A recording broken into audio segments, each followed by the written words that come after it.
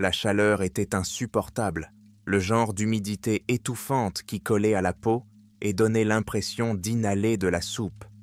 La jungle nous enveloppait dans toutes les directions, un mur de verdure sans fin qui avalait les sons et courbait le temps. Je ne savais plus depuis combien de temps nous étions là, marchant dans la boue et la végétation dense, loin de tout point cartographique connu. Nos ordres étaient vagues. Recherche, rapport et retour.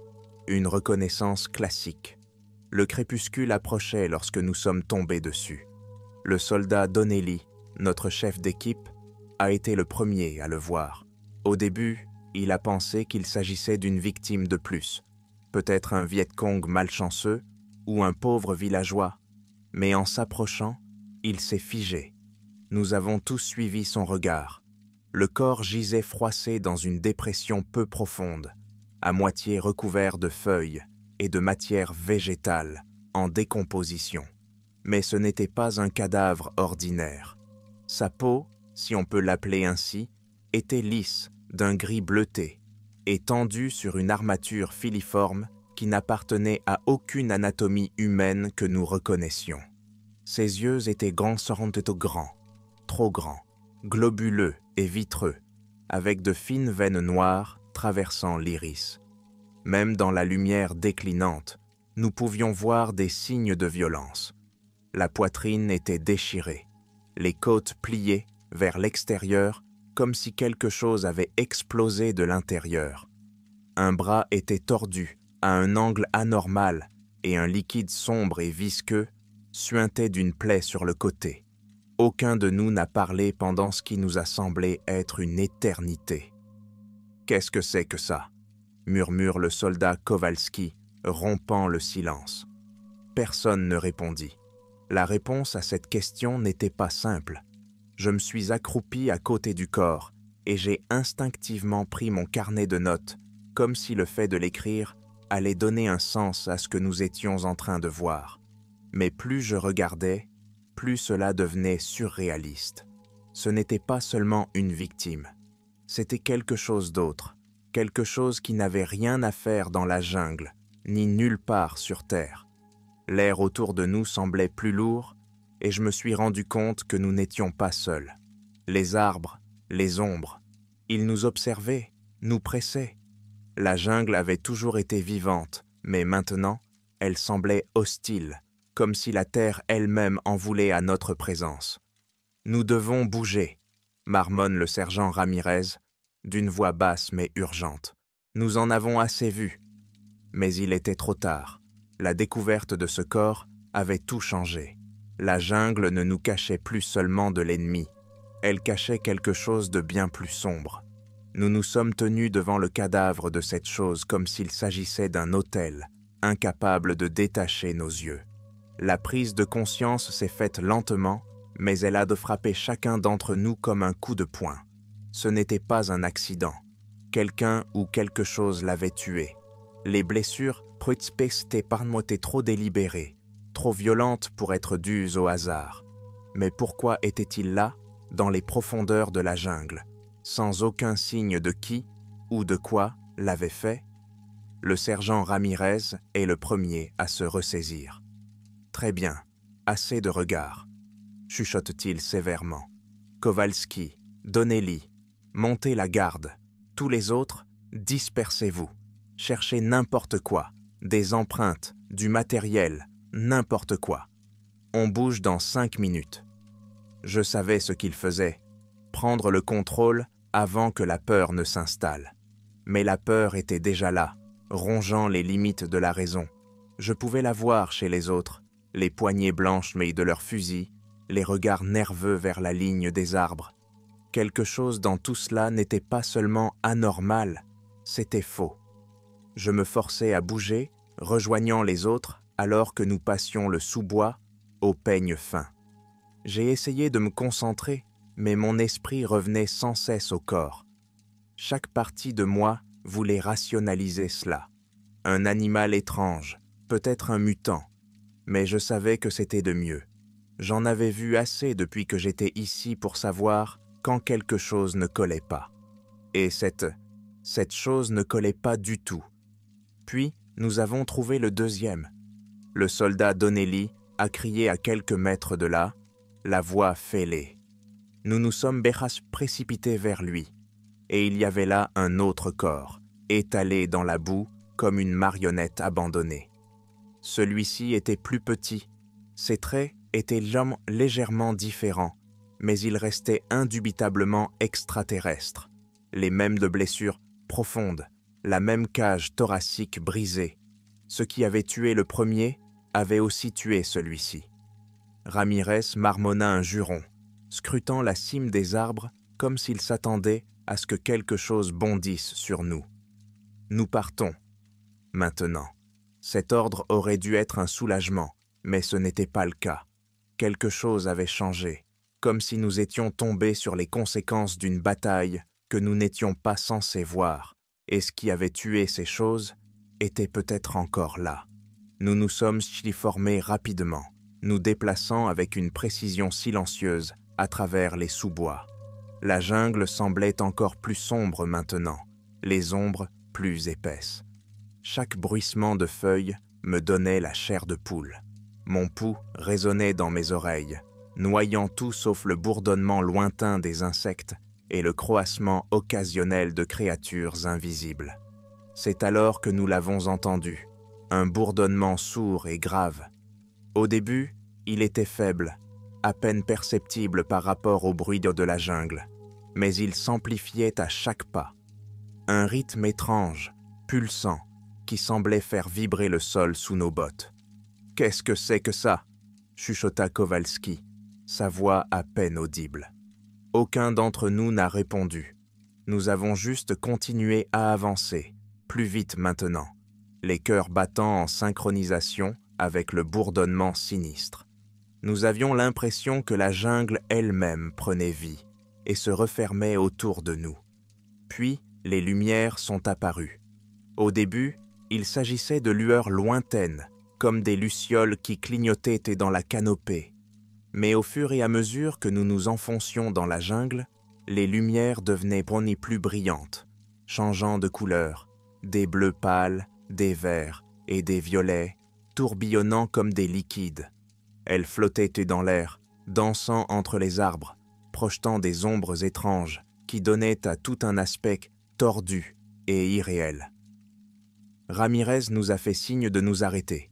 Nous nous sommes accroupis, fusil prêt, observant les lumières qui se rapprochaient en tourbillonnant. Elles se déplaçaient avec une intelligence, un but, se faufilant entre les arbres comme si elles cherchaient quelque chose ou quelqu'un. Et c'est à ce moment-là que nous les avons vues. Des silhouettes ont émergé de l'obscurité, des formes humanoïdes à la peau lisse et blafarde qui scintillaient sous les lumières flottantes. Elles se déplaçaient là, silencieusement, glissant à travers le feuillage avec une grâce peu naturelle.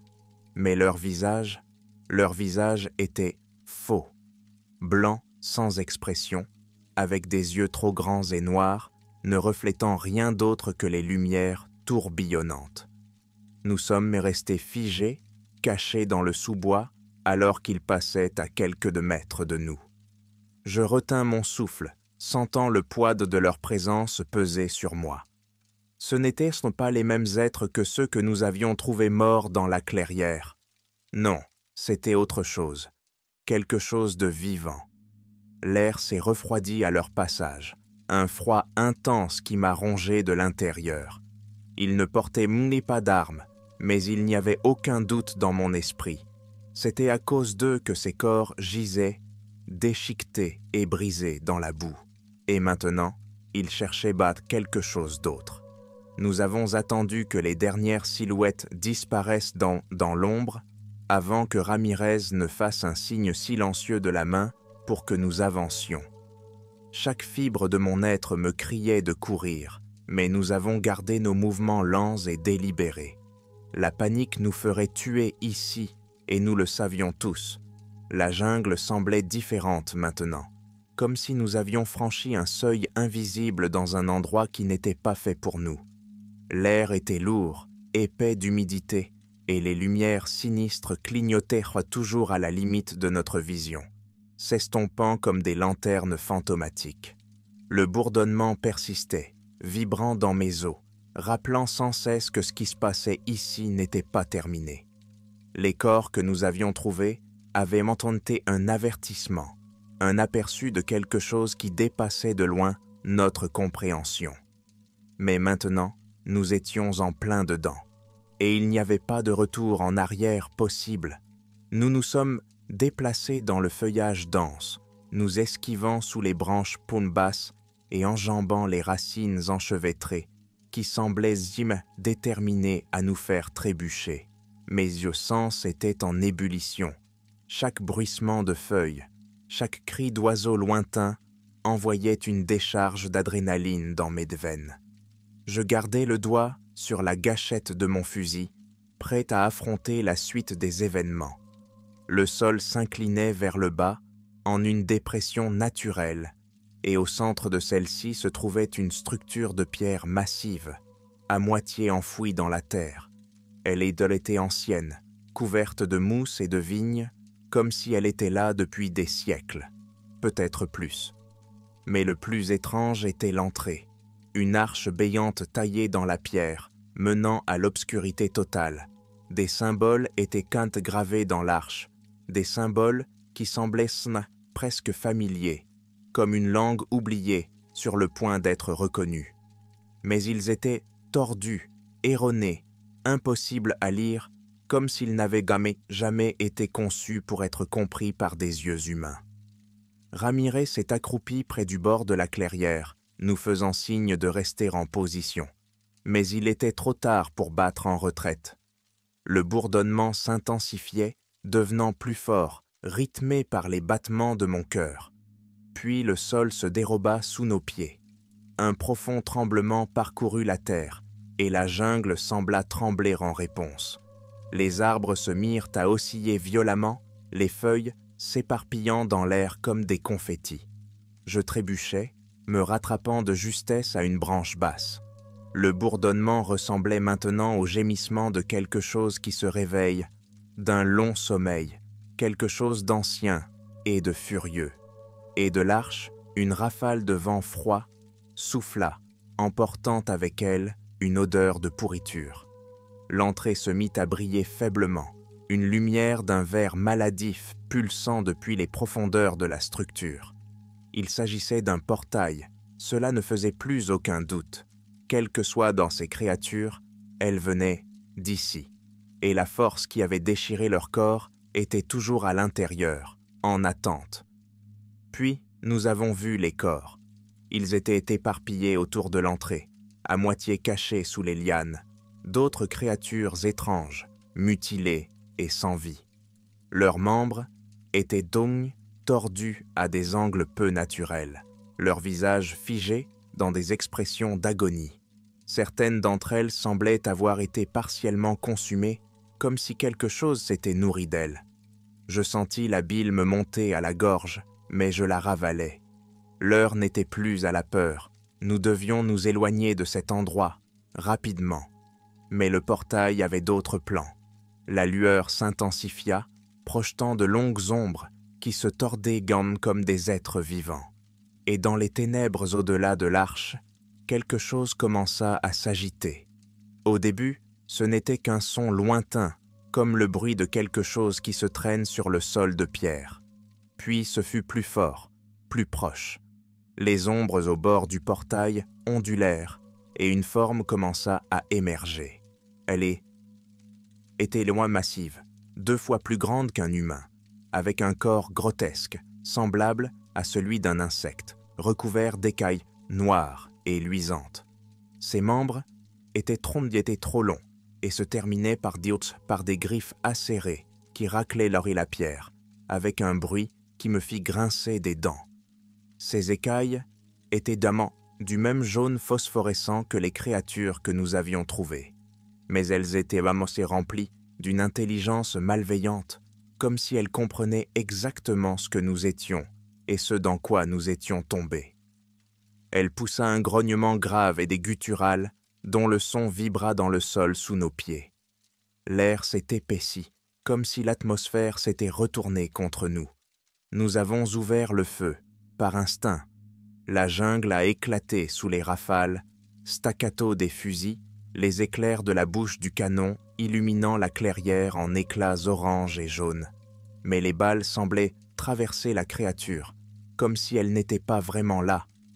En un instant, elle fut sur nous, plus rapide que n'importe quelle chose de cette taille n'aurait pu l'être.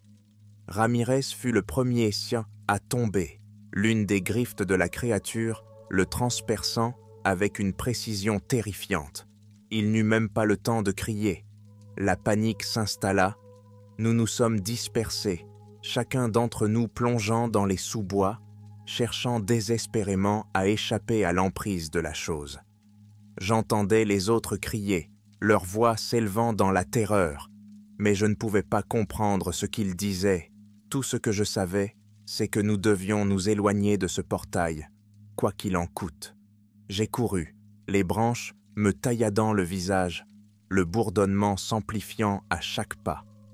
J'avais l'impression que la jungle était vivante, qu'elle se tordait et se déplaçait pour nous piéger. Mais les poumons brûlaient, mes jambes hurlaient de protestation, mais je continuais à courir. C'est alors que j'ai vu les corps de mes camarades éparpillés sur le sol de la forêt, les yeux écarquillés de terreur. Certains d'entre eux avaient été déchiquetés, d'autres semblaient avoir été vidés de leur vie. Leur peau était pâle et ridée. La chose nous chassait, jouait avec nous, et elle n'allait pas s'arrêter tant que nous ne serions pas tous morts. Je trébuchais dans une clairière, haletant. Le bourdonnement était maintenant assourdissant, l'air vibrait avec lui. Et là, au centre de la clairière, se trouvait le portail, plus brillant que jamais, comme s'il se nourrissait de la peur et du chaos. La créature était proche, je le sentais, mais il n'y avait plus d'endroit où fuir. L'air devenait plus froid, comme si l'atmosphère même avait été vidée de sa vie.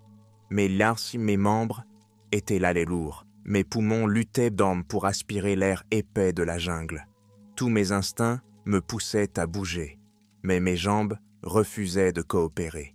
Je sentais la chaussette refermer sur moi, sa présence m'enveloppait comme un nœud coulant. J'appuyais mon dos contre un arbre, essayant de stabiliser ma respiration.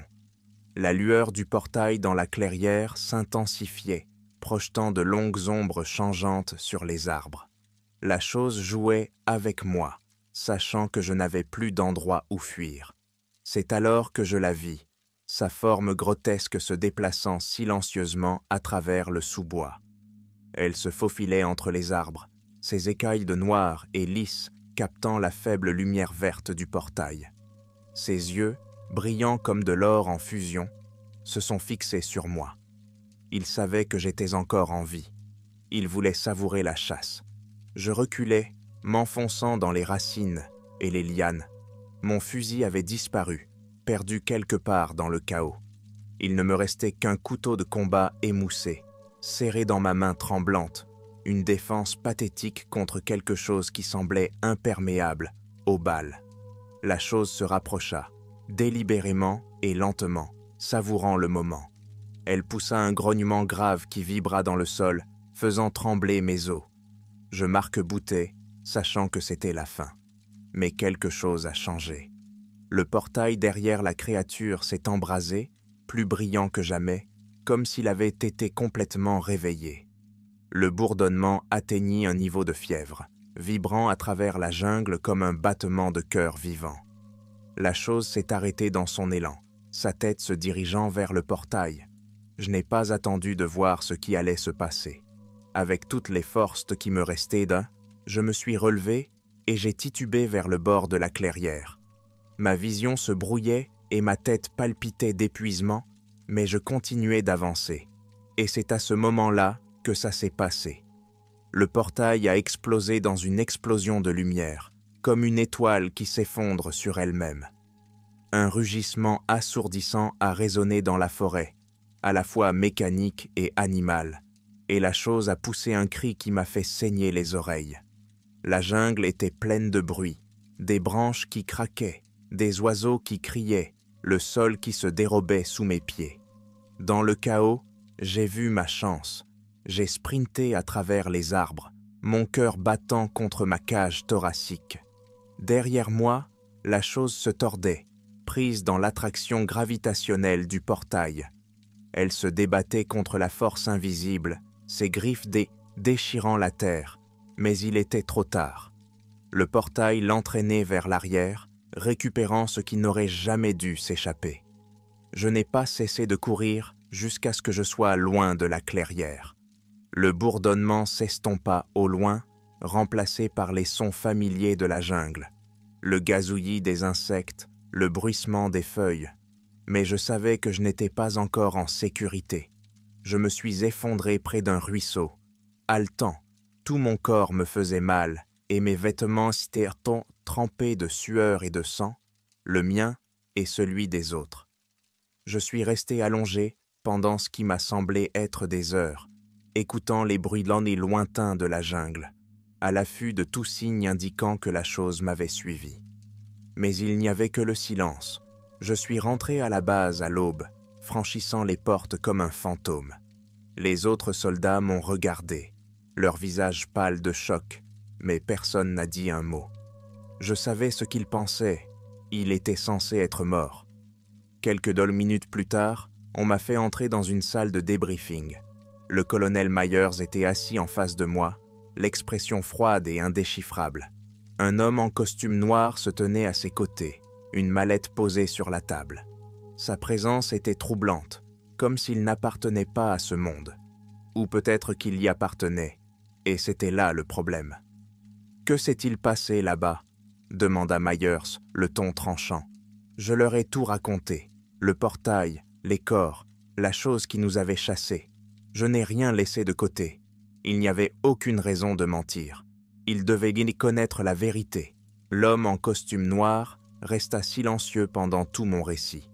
Lorsque j'eus terminé, il ouvrit la mallette et en sortit un petit enregistreur noir. Il a appuyé sur un bouton et la lumière rouge s'est allumée. « Vous n'avez rien vu » a déclaré l'homme, la voix dénuée d'émotion. « Rien de tout cela n'est arrivé. » Je l'ai regardé fixement, l'incrédulité m'envahissant. Je l'ai regardé fixement, l'incrédulité m'envahissant. Vous ne pouvez pas étouffer l'affaire. L'homme s'est penché en avant, ses yeux froids se fixant sur les miens. C'est plus important que vous, sergent. Plus grand que votre escouade, plus grand que toute cette opération. Il fit glisser un document sur la table, épais de clauses, de signatures et de jargon juridique. Vous allez signer ceci. Il stipule que vous n'avez jamais été déployé dans ce secteur, que ce qui s'est passé dans la jungle était un exercice d'entraînement qui a mal tourné. En échange, vous vivrez une vie longue et tranquille. « Et si je ne le fais pas ?» demandai-je, tout en connaissant déjà la réponse. Le sourire de l'homme était mince et sans humour. « Vous n'aurez pas à vous en inquiéter. J'ai signé le document. Je n'avais pas le choix. Ils m'ont expédié le lendemain. Pas d'adieu, pas de cérémonie. Juste un vol froid vers la maison et un avertissement de ne jamais parler de ce que j'avais vu. Mais les cauchemars m'ont suivi. Chaque nuit, je revis ces moments dans la jungle. Le bourdonnement, les yeux brillants, les corps déchiquetés comme du papier. Et le pire, c'est de savoir qu'il est toujours là. La chose n'est pas morte. Elle a été ramenée dans le portail, mais elle n'a pas été détruite. Et un jour, elle pourrait trouver un moyen de revenir. Ils peuvent déjà te cacher la vérité. Ils peuvent effacer les archives. Mais ils ne peuvent pas effacer ce que j'ai vu. Et s'il revient un jour, nous ne serons pas prêts.